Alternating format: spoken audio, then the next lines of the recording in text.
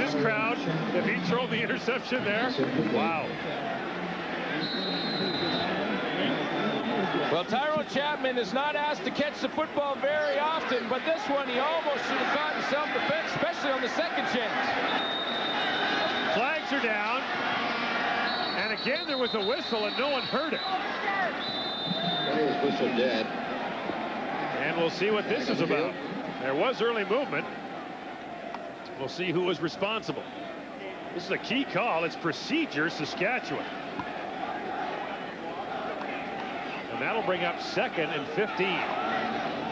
Changes now defensively for BC. Frank Legal Pimskirk comes procedure, in. Saskatchewan, number 60. Still second down. Dave Chaters goes out. It'll be a 3-man front for BC and a load of defensive backs in the game. Well, I'm a quarterback in this situation. I got to be thinking that Dan Farthing or Rod Harris is the guy I need to get the ball to. Mason from the shotgun. Intercepted by Damian Lyons. Picked off to the sideline looking for Curtis Mayfield. And this time BC does get the pick at the 29-yard line. 8:13 to play in the 4th quarter. Back with more on Friday Night Football right after this. Division Saskatchewan out to a 10-3 lead. BC roars back with 28 points in the first half. And now Kevin Mason picked off trying to bring Saskatchewan back. Rider football. Well, that's just a ball that shouldn't have been thrown. Kevin made a mistake. I think he tried to underthrow Curtis Mayfield on purpose, and Curtis was flying down the sideline, expecting the ball over the top. Katie Williams not out there now for Saskatchewan. Allen gives it off to Millington, and look at Sean Millington. Oh man, and then he delivers the blow at the end of the play on Terrell Ulmer as he gets out to the 52-yard line. Sean Millington with a gain of 21 yards. With the game Millingtons have, I got to give full credit to Terrell Ulmer, because you're going to see this guy coming right at you. Now you're sitting there. Now look, you want to put your head in there? I don't think so. Watch 2 take one for the squad. Get run over. And meantime, on the sidelines, Katie Williams, who has been playing with a broken rib, who now appears to have suffered a leg injury. And we'll get more on that. You talked about production on first down, Dave. 9.9 yards. And here comes Millington again. And poor Ryan Carey has to step up and make the stop and try to stop that load of bricks. Wow. Well, Sean Millington, a major part of the game story in this game. 160 yards rushing, and Saskatchewan has 23, and Millington's actually got more than that on that last carry. Mike Trevathan's over 100 yards receiving. Dan Farthing over 100 yards for Saskatchewan. Sean Millington came into the game ranked in the middle 20s in rushing. This performance alone will move him into the top 15. 2nd and short. Millington dives ahead and won't have it. He needs the 49-yard line. Looks like he might have the 50. Now, Adam Rita in a gambling mood here on 3rd and a yard. I think it all depends on how long a yard this is. If it's outside 1, I think you got to punt the football. And it appears he will. Well, I was going to say, if it's even close, I punt the football. I mean, he's got the lead. He's going to get great field position, put his defense on the field, who just came off an interception. Don't take any chances to give Saskatchewan Roughriders a big lift. Now the focus on the Riders special team. 1 and 2 are back there. Profale Greer is number 1. Terrell Ulmer is number 2. And Lou Pasaglia, who has punted for an average of 38.3 yards tonight with both feet. Remember the left-footed effort earlier. The foot pedextrous, what is it's ambidextrous, and what is it with feet? You make the call, guy. I'll go with whatever you say. Check the thesaurus. Yeah, no guess there. What's another word for thesaurus anyway?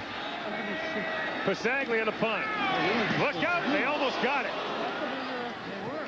Ulmer lets it bounce down towards the goal line, hoping it'll go out, and it just did. If that goes out 2 yards earlier, Saskatchewan's in jail. But as it is, it's a single point for the BC Lions. And that'll be a 36-20 lead now. That's a big point. It is a big point, lead. but it still keeps them in the ball game. 2 touchdowns, 2 two-point conversions ties this football game, so they're definitely still in the ball game.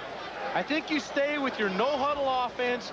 Kevin now has to distribute the ball, not try to push it upfield too much like he did on the last drive.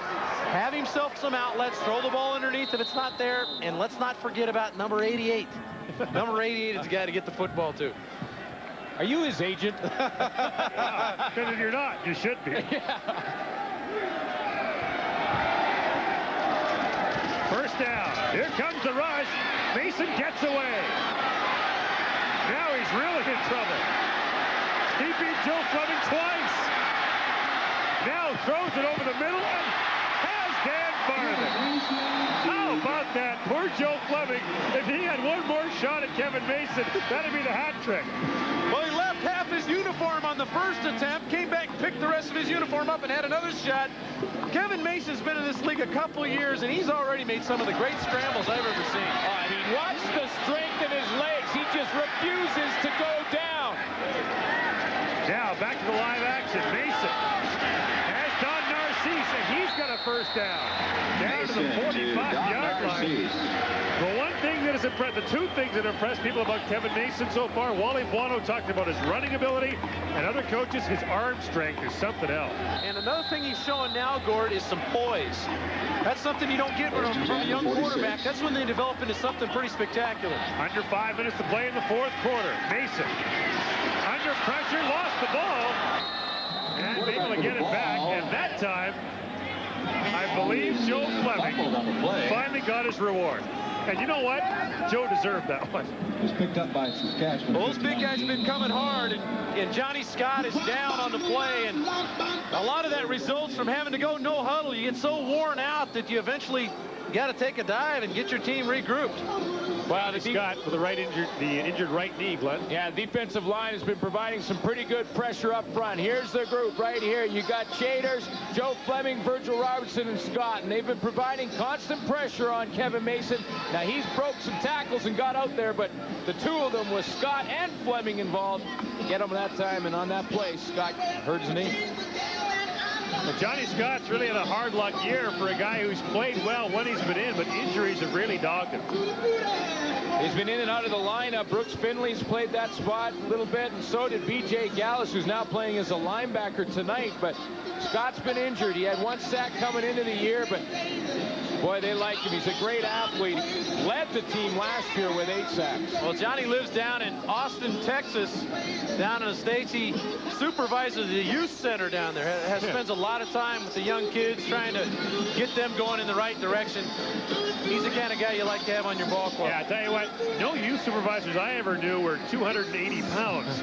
I'd say he does an excellent job. Yeah. Having never been there, I'm guessing he does a good job. Just in presence alone. You know, one of the things I read about Johnny Scott was one of his goals is to ride a horse. I don't think that's not a horse's goal. Do they have one that large? That's right.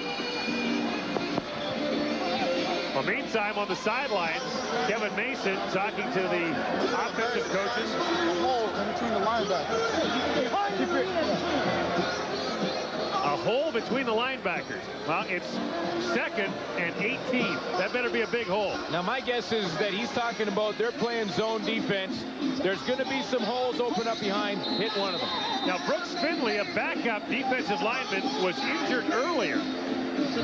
So now just a 3-man front for BC. 2nd and 18.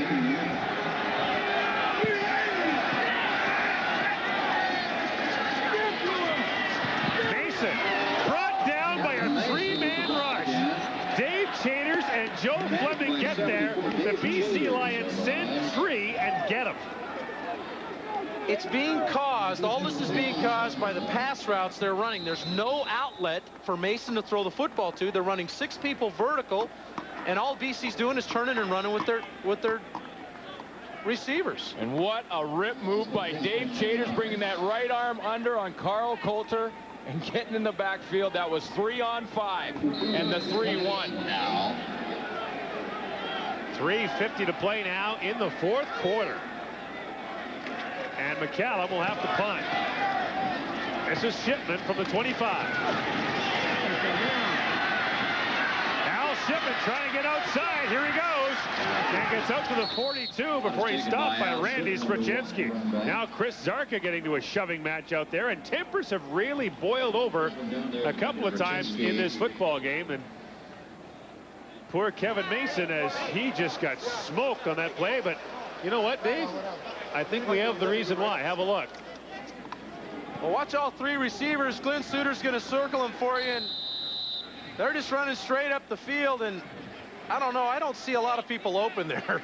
Well, not only that, but not one of them looked back. Kevin Mason was looking at the back of three receivers' head. He had no option to throw. First down, Lions. Sean Millington gunning for a 200-yard game and getting pretty close to it. Millington with a pickup of 5 on the play. By our count, has 195 yards rushing in the game. The 3-minute warning has arrived. And Sean Millington having a big part of BC's lead. Attention football fans. This is big win. Hamilton coming off the loss that saw major changes made to Steeltown. We'll see how the Ticats do against the Owls. 7:30 Eastern, 4:30 Pacific tomorrow night.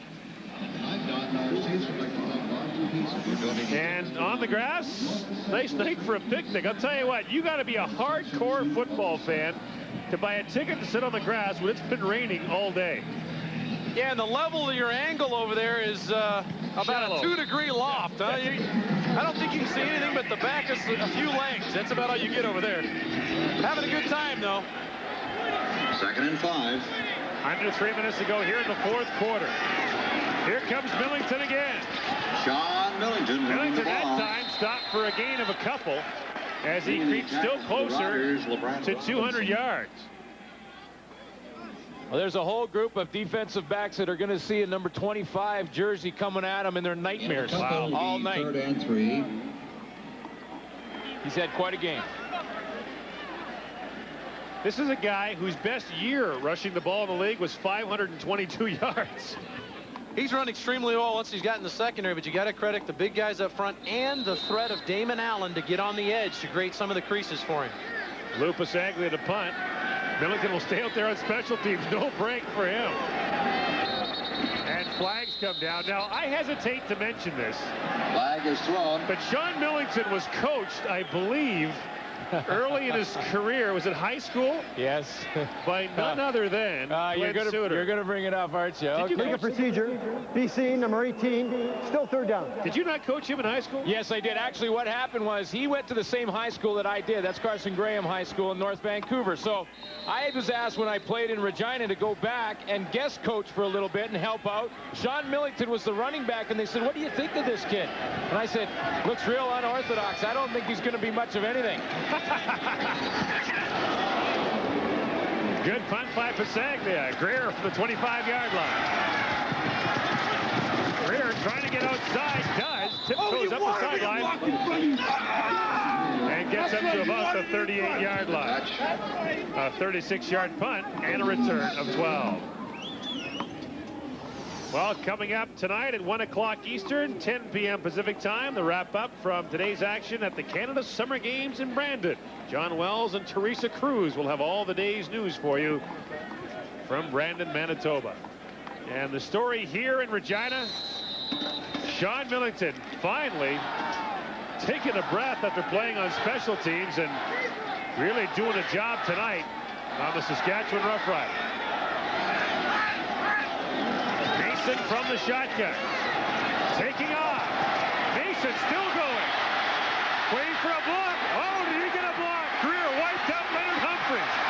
And Mason gets all the way down to the 33-yard line. It's a gain of 40 yards. What a block Profale Greer threw on Leonard Humphreys. A monster block by Profale Greer, which springs him on the run. You'll see Greer come into your screen from the left side right now. Well, big time block. You know, Greer's playing with a pop piece of cartilage between two of his ribs he sustained last week against Hamilton. It took a lot of courage for him to throw his head in there and make a shot like that. Saskatchewan had just 23 yards rushing before that play. Their total almost triples with that carry. Mason looking to the end zone. Mayfield just out of his reach. recovered by Damian Lyons. Gord, Damian Lyons did a nice job of working the receiver, Curtis Mayfield, to the boundary, and in fact, forcing him out of bounds. As long as you don't push him out, it's not pass interference. And Damian Lyons, just with his shoulders and a little bit of arm here and there, worked Mayfield right to the boundary. I think if he comes up with that catch, he's out of bounds anyway. Damian Lyons still waving his arms, incomplete.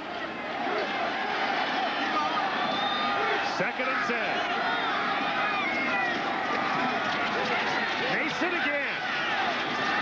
Still going. Oh, what a shot at the end of that play. Dave Chaters just unloaded on Kevin Mason, who gets down to about the 24-yard line, and a gain of 9. And Mason springs right back up. Yikes. Well, 1:59 left and 16 points. The question is there time? Oh, hey, hey, hey, Third and 1. Now, What? just checking. Okay, you're Kevin. Good. Mason dives ahead, and with the spot, should get a first down, although it may be close. He didn't exactly get the best spot. They put him down at the 23-yard line, and it is a first down, but just. Kevin's got to get him right back on the ball now. They're going to make some personnel changes, get the people back in the game, get Darren Joseph and Robert Mims will leave the ball game. Walters and Profel Greer will re-enter the game, the pass receivers. Get them right on the ball. You don't lose any time. Clock running. Mason swings it up there for Farthing. He takes a shot, and down he goes at the 15. That'll be a pickup of about 8 yards. What a shot he took. Woo. Well, the hitting continues. We talked earlier about K.D. Williams getting hit by Mike Trevathan. We saw the Leonard Humphreys decleater, and now Farthing goes down. They don't like each other much. Mason sidearms it there. It's a one-hopper, and now a flag comes down. Dave Chaters and Joe Fleming got there, and I think they're going to say it was late. Roughing the passer, BC number 74, first down. Chaters called for roughing the passer, a huge penalty with 1:24 to go. Chaters in the middle of your screen working on Scott Henderson, 63. Now the ball is thrown, and both Fleming and Chaters push him to the ground. Well, I played the position. I'm not sure that was a rough, but it was a great job of Kevin Mason to minimize the loss, throw the football away, keep his team in a situation where they could score. First and goal. From the 7. Mason, Mayfield. Oh, great play by Damian Lyons. Wow. Just battling down there hand to hand. Well, Damian Lyons is having a great football game. You know, he hasn't had a lot of reps in the last couple of weeks, and he's still coming up with the big plays. He just gets that left hand in there. Yeah, Damian Lyons is having a good ball game. They keep going at him. He keeps making plays. What I can't understand is why, with Rod Harris isolated on Donnie Wilson, who's played linebacker the last 5 years in this league, I can't understand why they're not trying to get him the football. Second and goal from the 7. Harris, or Mason rather. He'll take off. Touchdown.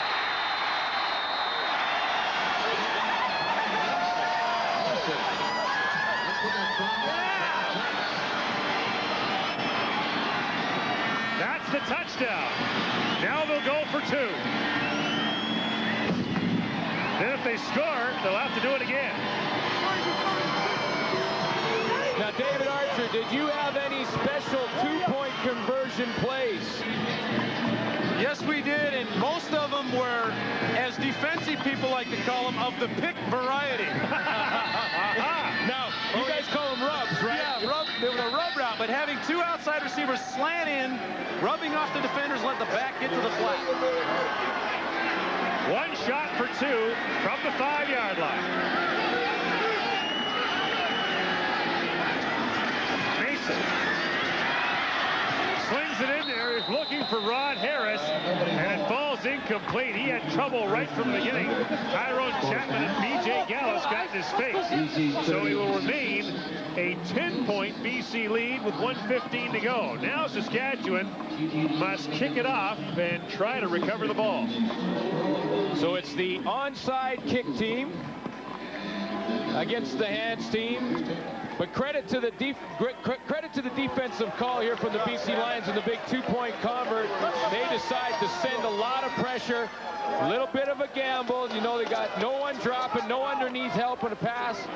Adam Rita decides to gamble, and he comes up with the victory on the 2-point convert. And meantime, Kevin Mason able to go in and score the touchdown for the Saskatchewan Roughriders. That's his second rushing touchdown of the season. For a guy who averages 7.5 yards a carry, Kevin Mason a definite running threat. Now, Dave, why don't you tell us about that game in BC when the Sacramento Gold Miners scored what? 2 touchdowns in the last 40 seconds? Yeah, 2 touchdowns in the last 40 seconds, and the key to it was an onside kick that we stole from the BC Lions on an alley-oop kick. We had a big, tall receiver named James Pruitt that went down the sidelines and leaped up over the top of the defenders and made the catch. The thing about this is, Glenn, all they have to do is touch it and knock it out of bounds, and they get possession of the football. That's right. Last person to touch it before it goes out. McCallum puts it up, way up. And it's caught easily. And so BC will have the football. And not much of a chance there for the Saskatchewan Roughriders. And you'll never guess who caught the ball. Who else? Sean Millington. Don't give him the game ball. Give him like the game stadium. Give him the game ball bag. Well, I know there's another game left, but Sean Millington has got to be considered Offensive Player of the Week. Yes, yeah, there's another running back in Montreal that's probably going to have a few toads tomorrow night that's probably got something to say about that, and Mike Pringle. Now you wonder if they know how close he is to the team record. Keevan Jenkins, 206 yards rushing in a game. Here's Millington. And Millington out across the 50 down to the 49-yard line. We'll spot that as a gain of 4 yards. So that will put Millington up over 200 yards that last carry. So Jenkins at 206 is the target. And the way he hit that hole, you got to think that he knows that he's close. I don't think I've seen a pile move like that with one man hitting it ever.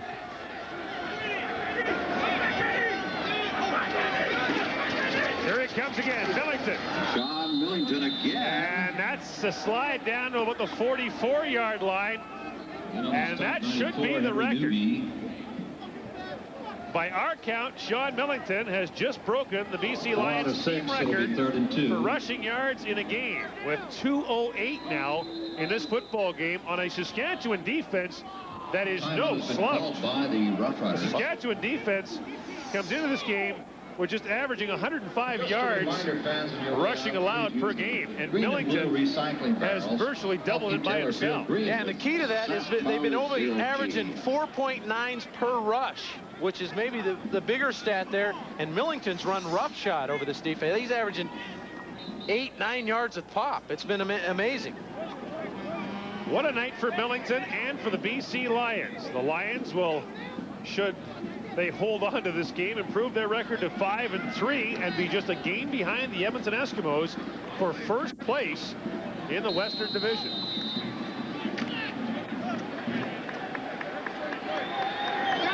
Now on 3rd down, they'll gamble. Back to Millington. He's got the first down. Sean Millington with They took a look at the long two and said, you know what, Sean, you're having the kind of night, 2 yards, piece of cake. Well, and you think that, you know, that I guess I'm most impressed with about Sean Millington tonight is that very few of his big runs, he was just clean, untouched. He has broken tackles on every single running play. Millington again. Oh, man. Bobby Jurison won't stop playing until the final gun sounds. And he just delivered a message. That's a pride hit right there. That is nothing but professional pride. You're on the football field. Let's listen to this one. From the 41 to the 39. Boy, I didn't do a lot of tackling in my day, Glenn, but that looked like a farm hit if I've ever seen one. Well, I didn't do much like that either. He left Bobby to do that. Back to Millington, the fake router to Millington, and now Allen just falls in the 40. Yeah, he saw Bobby Jerison coming. He says, "You're not going to hit me like that. Forget it. There's 5 seconds left in the game. Find somebody else for your pride hits." I mean, that's really a credit to Bobby. I mean, everybody on that defense, including 71, is down. This game is over. Well, this is a monster road win, Glenn. To come in here and win here at Taylor Field, which is one of the tougher places to win on the road, and suddenly BC becomes a factor in the Western Division as far as climbing right up on top. The BC Lions improved their record to 3-0 away from home. That's a remarkable accomplishment. Now, will Adam Rita start putting him in hotels in Vancouver? No. Pasaglia to try the field goal on the final play of the game. And it is good. Now, points for and against.